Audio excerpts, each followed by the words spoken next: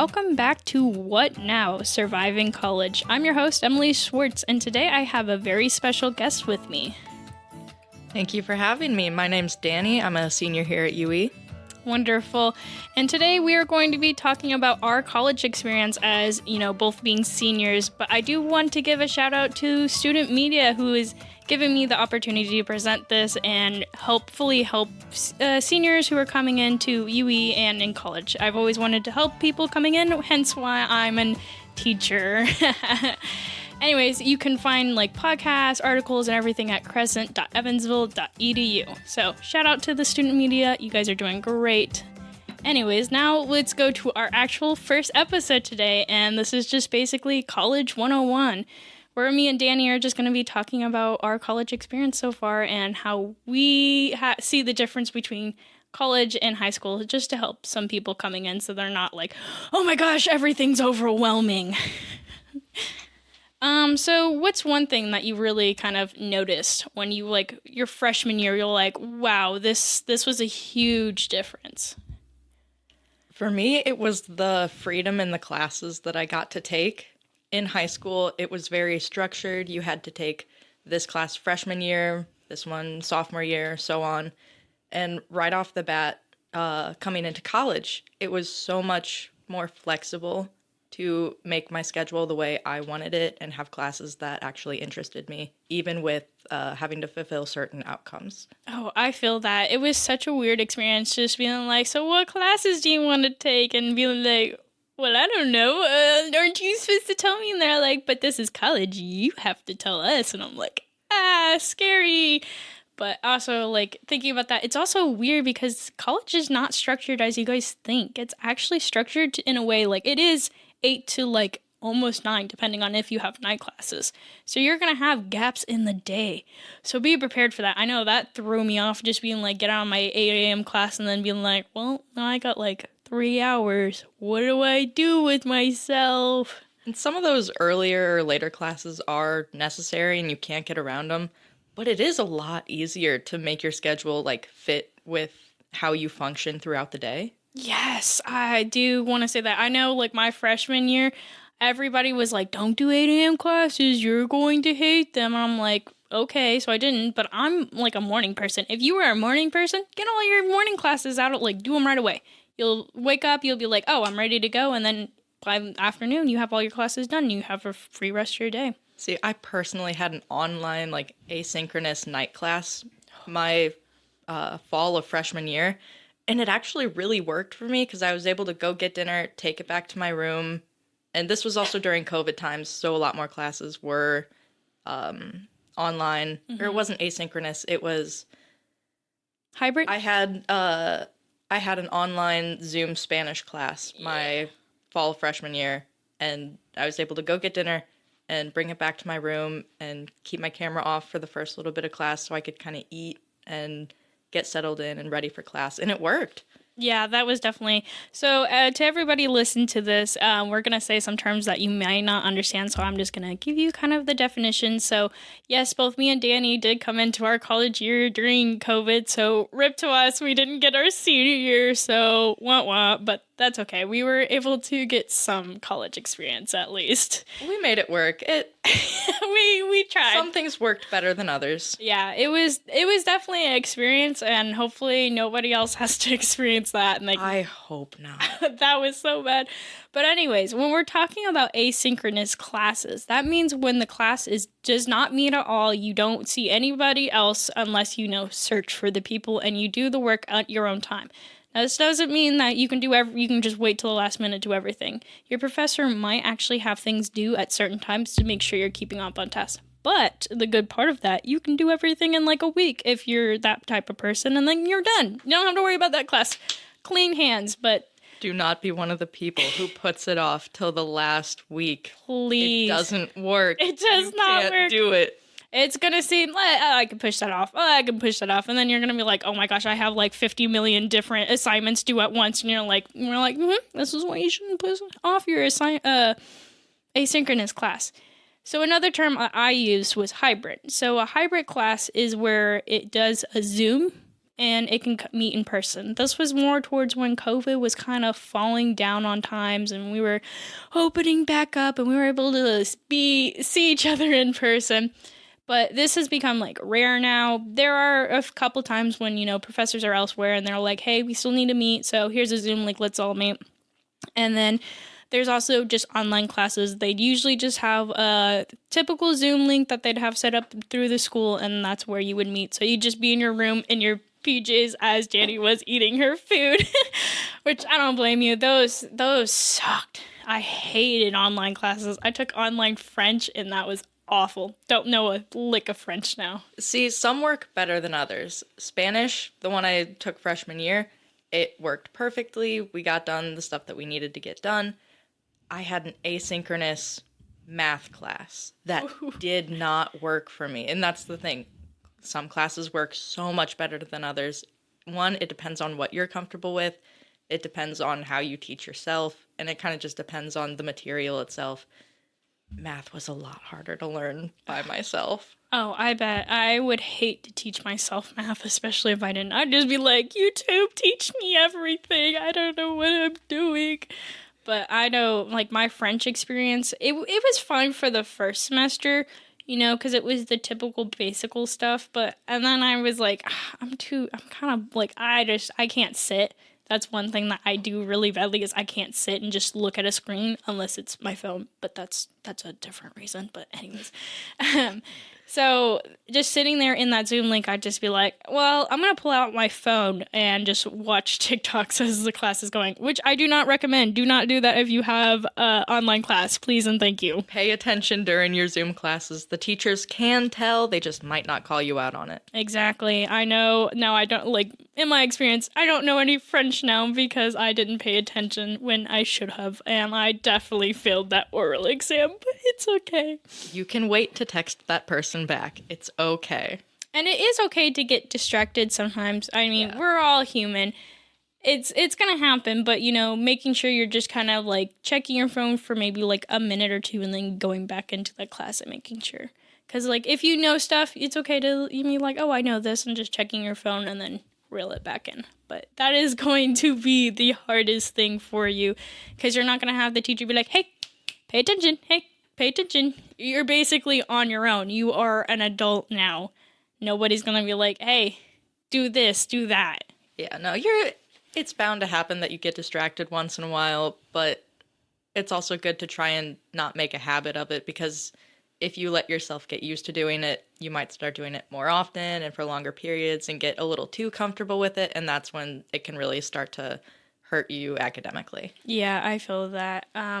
There's a fine balance there. A very fine balance, and you're gonna know what works best for you, but I know online classes do not work for me. But again, it just kind of depends on what it is and who it is. But I know another thing we kind of like brushed on, your homework is going to be completely different. Your professors might not just be like, hey, we have this homework due at this time. Some professors do, some professors don't. Some might even, like, I know one of my English classes, she'll send an email, be like, hey, this is due tomorrow, don't forget about this. And then I still forget it, but that's okay. So, you have to be responsible for your own homework. You have to be responsible to be on class on time. All of this. You are an adult. Nobody's going to treat you like a child anymore. They're going to expect you to show up to class. They're going to expect you to have your homework done and be prepared for class. Absolutely. You have to be prepared for this stuff, and you have to be responsible for yourself. No one else is going to hold you to it. Even if you've got a friend in the class, that isn't going to cover you through the whole semester. You need to be on top of your materials. And it's fine to fall behind every once in a while. It happens. But for the most part, trying to get on top of that stuff early is the best thing that you can do for yourself. Yeah, for sure. Though, I do want to say, though, if you do get behind in your class, reach out to your professors. They're not like this authority figure who will never speak to you. They will help you. You're paying for your education. You should get your money's worth at least. I found that the teachers in college are so much more flexible with stuff like that. If you need an extension, ask for an extension. If you are struggling with the homework, go talk to your teacher. Take advantage of office hours. Email your teachers. They want to see you succeed. They're not trying to trip you up. I've had much better experiences with most of my college professors than I have my high school teachers. Not to say that high school is bad, but just the flexibility, especially at a small school with closer relationships with the teachers, being able to work one-on-one a lot more often in some of my classes. It's really easy to see that they want me to succeed and they want to make sure I'm staying on top of my homework. Yeah, I definitely have to recommend do office hours. They have those available to have students. And even, sometimes my schedule doesn't work with their office hours. Just email them. They'll send you a Zoom link. They'll say, hey, let's meet in the cafeteria and let's have a talk about this. They will work around their schedule to help you. That is why they're here. This is why they became teachers and professors in this field. They want you to grow because you are getting an education to grow. But I know that's always a struggle at first because it's such a weird thing because, you have to, some classes are very formal. I will say that. They are extremely formal. You have to say professor last name. You have to address them by professor. If they're a doctor, you have to address them by doctor.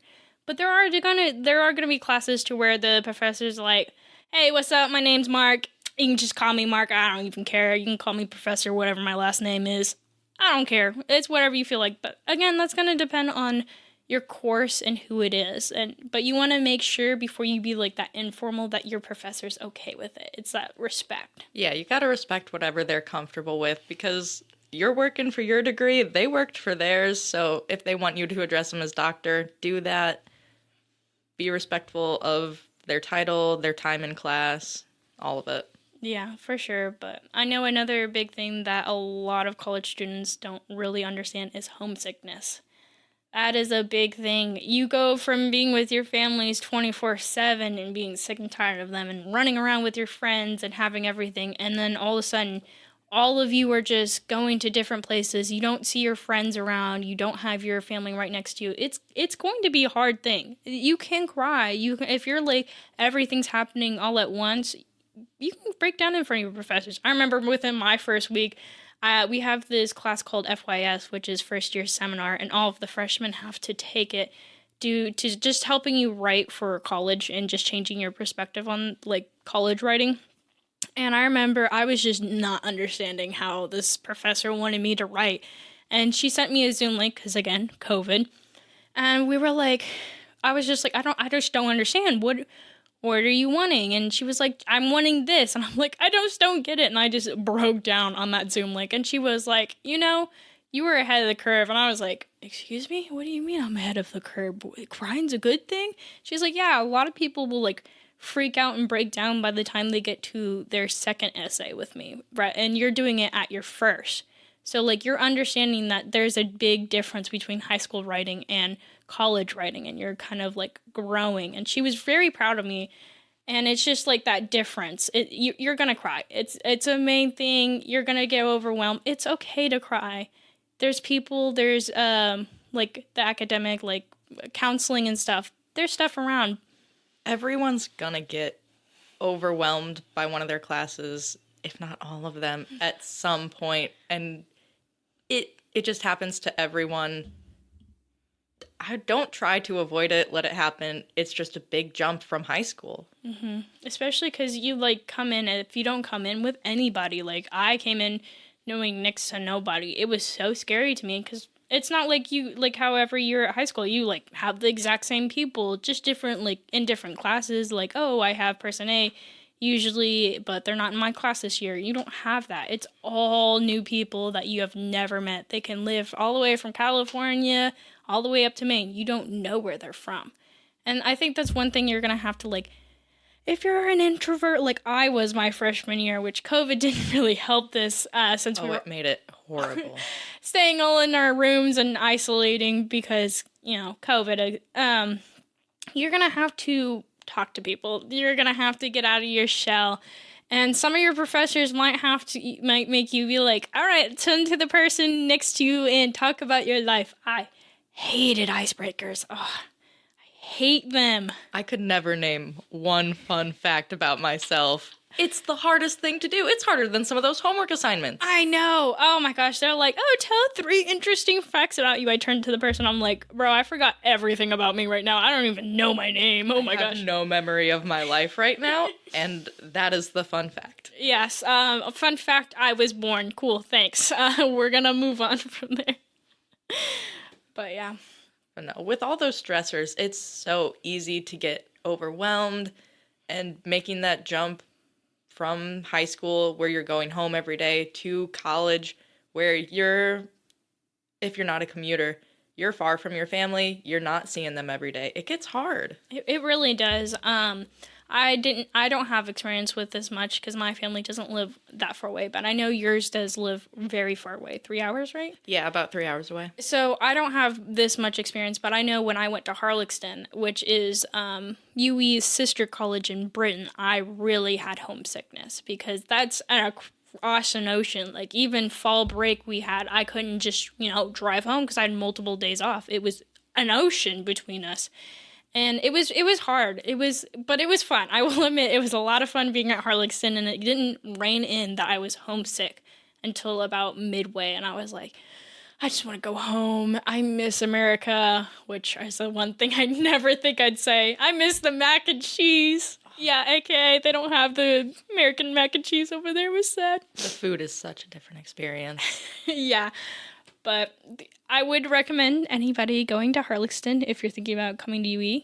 Harlexton is the reason why I came to UE. It's one of the big reasons I came here too. And even for someone for myself who I'm introverted, I never thought I would be going to study abroad somewhere so far for so long. The program is just perfect, even for people like me. This portion of our podcast is brought to you by Insert Your Name or Company Here. Crescent.evansville.edu receives over 1,000 new visitors a month, and during that time receives nearly 6,000 page views. Become part of the student media family and advertise with us on our website, crescent.evansville.edu, or let us highlight you right here on this podcast, and we'll talk about your business, product, and or service. Going back to UE, just thinking because, maybe some people might not go to Harlexton, and we're just kind of thinking about, like, the college experience, but... Homesickness doesn't have to be, like, an ocean away. Like, it can happen no matter how far from campus you live. That's true. Even though my family lives really close, I still get homesick. I'm like, I want to go home, but it's like I have a night class tonight, and then I got an 8 a.m. tomorrow. Do I really want to get up at like 6 in the morning to make it in time for my class? I'm like, but I don't want. I need sleep. Ooh, that's another thing. You are going to be responsible for your sleeping and eating wise. No, it's not going to have a designated time anymore. Because, in high school, it's usually like, oh, here's your first period, and then this period, and then this period, and then it's like lunch automatically assumed for you. That's not how it works in college. Sorry, guys, to break the bad news. You are going to have to plan for all of your meals. I mean, they're going to have a cafeteria. They're going to have somewhere to eat, but you have to find the time to go eat. And please eat. Do not skip meals. Thank you. Don't skip sleeping either. When you get overwhelmed with all your classes and other commitments, sleep is one of the first things to go. Plan it ahead of time. I cannot stress this enough. Prioritize your sleep because that is going to make such a difference in how your year goes. That is so true. I remember just at the beginning of the year, I'd be like, oh, let me just do all these things all at once. And then I'd be like, I'm so tired. I haven't gotten any sleep. And everybody's like, well, that's your problem. Get more sleep. And that's also, when you get overwhelmed, you're going to neglect your, personal hygiene. That's okay. Just get back on it. You are going to be walking around and stuff.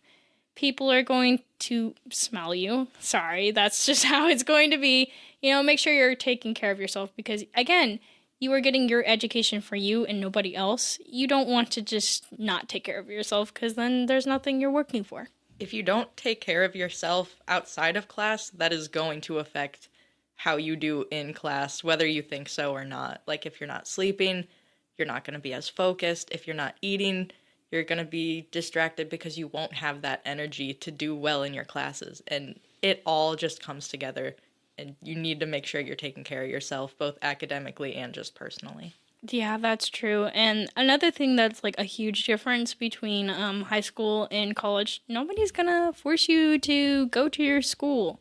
Like, you gotta make your classes, you gotta go to them, you gotta keep up on that. I know when you're like, you stay up the night before and you're working on a huge project and you have an 8 a.m., you're like, I don't want to go to this. Yeah, they're gonna be able, you can skip once or twice. Like, that's okay. We get overwhelmed sometimes. Sometimes we sleep in. That's fine.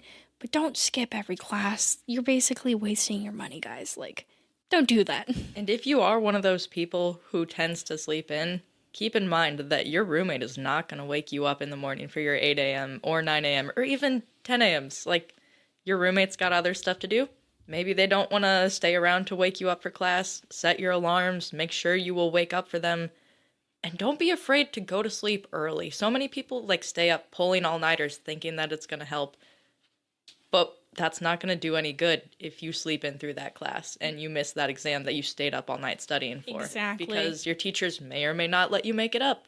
Yeah, that's fair. And you guys, if you know you are not a morning person, don't schedule for morning classes. I know when I first came in, it was just kind of like, here's the classes I want to go with, and they set the schedule. You can be like, hey, I want to take this class, but if it's a morning class, don't want it. I will sleep through it. They go by your suggestions because this is your schedule. These people aren't like the academics Advisors. Yeah. Thank you. They will not be like, well, you got to take this class at this time because I said so. No, this is based off your schedule. The advisors will be like, hey, for your major you need to take this class at this time, but it'll be like up to you to set the time and actually register for it. And don't be afraid to admit if you're not a morning. Don't be afraid to admit if you're not a morning person, because your advisor is not going to know that. So when you're planning out your schedule, confidently try and voice that so that you can plan ahead and try and avoid those classes as best as you can. And sometimes you'll be able to do it. Sometimes you won't be able to rearrange that because maybe there's only one section of it. But at the end of the day, you know if you are a morning person or a night person, you know what works best. And don't be ashamed to voice that. I know some people don't like the fact that they sleep in. It happens. You know how you work best. Yeah, and I also want to go back to like the roommate thing. Yeah, you're going to have a roommate in some form unless you request for an only room. Be respectful of your roommate. Absolutely. Get to know them. Don't just brush them off. I know when I came in, I kind of knew my roommate because we had a mutual friend. But, like, I still was respectful of her time. So, like, if she's studying, I'm not playing big, loud noises and distracting her, I'm doing other things. Like, if I need to have a video and she's trying, like, a conference call or whatever, if I'm on the phone or whatever, and she's trying to study, I walked out of the room and I walked around campus just so she can study in peace. It's important to learn how to coexist with someone else. Like how you said, like, be respectful of their time, their space, like, it's their room just as much as it is your room. And just be able to communicate with your roommate. Like, you don't have to be best friends with them. Yeah. But know that it's up to you to voice if something isn't working between you and your roommate. If you feel you're not respecting them or if they're not respecting you, just talk to them about it. Like, at the end of the day, like, nothing's going to happen if you don't say it, and it's just going to get worse. Exactly. And I will say, if you are that roommate that likes to have like 50 million alarms and you don't like to wake up to them, please stop. Please be respectful of your roommate's sleep. If even though you might have an 8 a.m., your roommate might not. So if you can wake up to something quieter, try that. Or just talk to your roommate. Be like, hey, I have 8 a.m.s Monday, Wednesday, and Friday.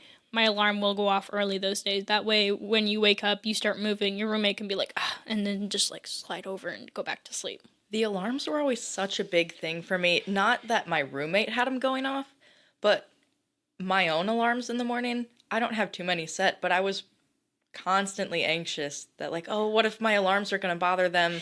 Yeah. Don't worry about having alarms set in general. Like, you need to wake up by a certain point. Like, it's unavoidable to have alarms. Just communicate with your roommate about what time you have alarms set for. If you're both waking up at the same time, great. If not, just kind of let them know that you do have alarms going off. don't feel bad about it like I did. Like, it's just a part of college. You need to wake up for your classes. That's what's most important. Yes, and on the other side aspect of that is respect your roommate's boundaries. You know, me and my roommate were really close, and we were comfortable like undressing in front of each other. If your roommate's not comfortable with that, go to the bathroom and undress. You know, be respectful of them, because I know whenever we first roomed together, I was uncomfortable undressing in front of her because I didn't know if she liked it. Just communicate. The main key of this is communicate with your roommate. Absolutely nothing. No one's a mind reader. Your roommate's not going to know what you're thinking. You don't know what your roommate's thinking. And a lot of times, you might just be overthinking it. Exactly. And I will say, if worse comes to worse and you're communicating with your roommate and your roommate's just like brushing you off, not respecting your boundaries, because, you know, they also have to respect you. It's not always just you, them. It's a mutual respect. You can go to your RA, talk to them. They will help you out. And if you need to change rooms, you need to change rooms. It's not really that big of a deal. You don't have to force yourself to stay in that, like, relationship in a sense. It's actually more common than I thought for people to end up switching rooms. And it's not always some roommate horror story that you read online. Sometimes it's just your schedules don't match and it's really messing with how you're able to function through the day. Or maybe this person's just not respecting your space, and it's in a way that can't really be solved that easily. Yeah. It's not that uncommon for people to just end up switching rooms and moving in with someone else, or maybe they found a friend who their roommate wasn't working out and they've got a free space, and it's just nothing against their current roommate, but they want to go room with their friend now. Like, that's how it works. Yeah, always remember to communicate first. Though another thing I do want to talk about is teaching styles. I know in high school, I'm going to probably harp on this as a future teacher myself, is that college isn't going to be like this. They're not going to deal with this hanky-panky stuff that you're doing and jokes and blah, blah, blah. That's not true. It all depends on the professor and stuff. I have a bunch of professors, especially in the education department, that I can be like, yo, what's up, Like, I'll say their first name, and they're like, oh, yeah, hey, what's up? And we'll have, like, an actual, like, conversation. But, like, if I go into any of my English classes, it's Dr. last name. It's that respect. It kind of just depends on your department and stuff. Not even just department, but even teacher by teacher, it can change. True. I know most of, like, my writing teachers are also really chilled, but, like, my chemistry teacher that I'm taking right now, he's not, like, super, like, tied up, and he's like, I'm Dr. blah, blah, blah. He's lenient because he is also new, so that's might be a different thing. Just, you know, ask your professor. They'll tell you at the beginning of the day, hey, I'm blah, blah, blah. I would like to be called blah, blah, blah. It also depends on how familiar you are with that teacher and that department, because if you're taking a class for your major that maybe you've had that teacher before, you'll be a lot more comfortable and used to how they like to be addressed and how they function in the classroom and maybe even outside of the classroom.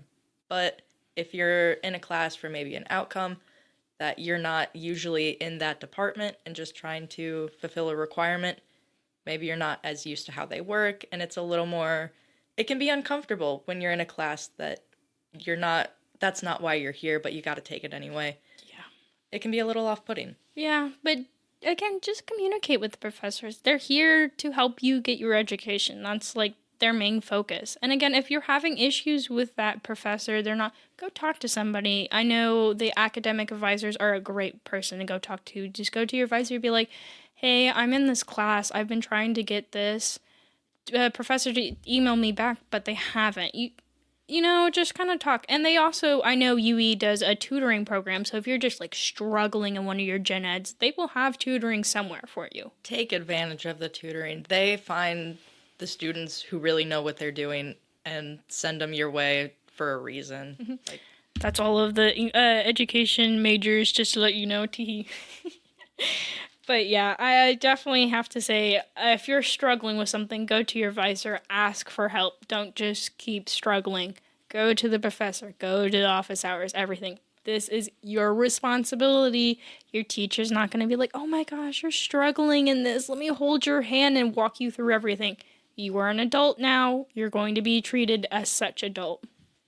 It's It's hard to get used to having to go find that help yourself sometimes instead of having like one person you go to or, well, this is the only teacher for this subject and I can't change anything about it. It's so much easier than people think to go to your advisor and say, I'm having trouble with this teacher and have something be done about it. Or to even go to office hours. So many people do not take advantage of office hours, and it's surprising how much just talking to your teacher in that like one-on-one space, it's surprising how much it can do. Yeah, also, I do want to say, if you are just struggling in the class and you just like everything, tried to get help from the professor, you've tried to get help from other people, and everything is not working, it's okay to drop. It's okay to get that, like, because we have a thing called a W. If you don't drop within a certain amount of time, you get a W, which is basically just withdrawn. Nobody's really going to ask you about that. It's just, and if they do, you can just be like, I just couldn't do that at this time. And you can try it again later. It's not going to affect you. Your future employers are not going to look at your college information and ask you, now, why did you drop out of this class your freshman year? They're not going to care about that because you know what's best for you. And if they do, give them your explanation. Yeah, I mean, nobody's going to be like, oh my gosh, why'd you drop out of Chem 100 at this point? Like, you have an explanation probably. You might be taking 18 credit hours and you're like, this is just too much for me. And that's okay.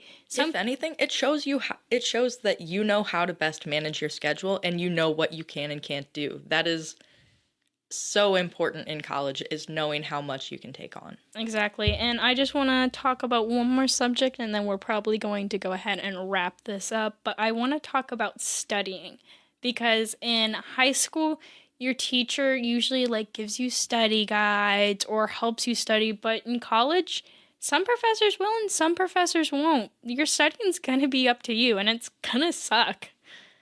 Yeah, study guides aren't as common, at least in a lot of my classes. Yeah. But it can just depend on what kind of material the class is teaching, and maybe they're student-made, maybe they're from past years and only kind of apply to your year, but it just kind of depends. Yeah, I would say one thing when you're studying, find a couple friends in that class. Be like, hey, I want to make friends in that class. Ask them to study. They know the course material as much as you do. And they may be able to, if you don't understand something, they can explain it better to you. I know a lot of my friends, when they don't understand anything and I understand it, I can teach them and it helps them understand it better. Because they kind of know you and they know how you think, rather than the professor is kind of like, you're all just like a blank slate and I'm just teaching my subject. They will help you and try to help, but I think that studying, and you also got to think this is all on you. If you have an exam coming up, you are responsible for studying. Your professor is not required to give you the class before time to study.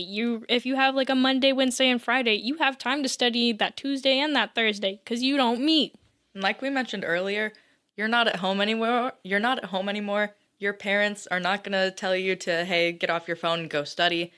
You need to be responsible for setting that time aside to study, to do your homework, and to make sure that you are on top of everything you need to do for class. And it is going to take a while. It's going to take time out of your day, but that's why you're in college. You're not in college to doom scroll on TikTok for hours, and it's so easy to get trapped in that. I know, I've done it, but you gotta set that time aside in your day to study and to do your work for class. Yeah, I also love to go to Quizlet and make a study guide for myself, though I know it only allows you to do so much with it unless you get Quizlet Plus. So that's kind of like, just look around for different things. I know a lot of students use Chegg.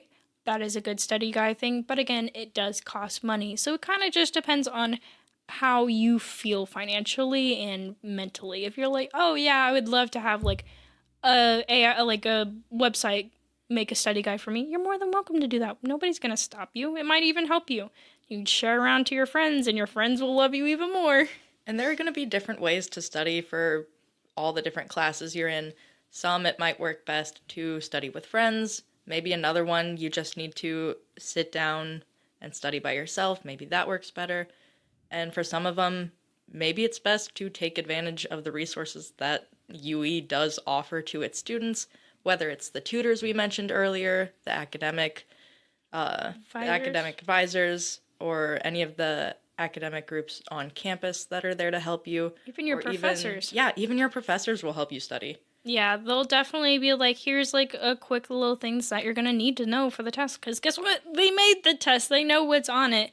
And I also want to say, it's okay sometimes, you guys, to fail an exam or miss a homework assignment. Guess what? We're all human. We're going to mess up somewhere. Don't let it break you. Because I know when I got low grades on my homework or first a couple exams, I was like almost on I almost had a mental breakdown because I was like, oh my gosh, what the heck happened? What did I do wrong? It can be devastating when it happens. Especially if it's with like in your major and you're like, but I know this major. This is why I came. Like, it's so devastating. But I will say, take a couple deep breaths. Look what you missed and just better yourself for the future. They're going to learn from it. You're going to have more exams. It's not just, I'm only going to give you one and done. You're going to have at least a midterm and a final. That's going to happen.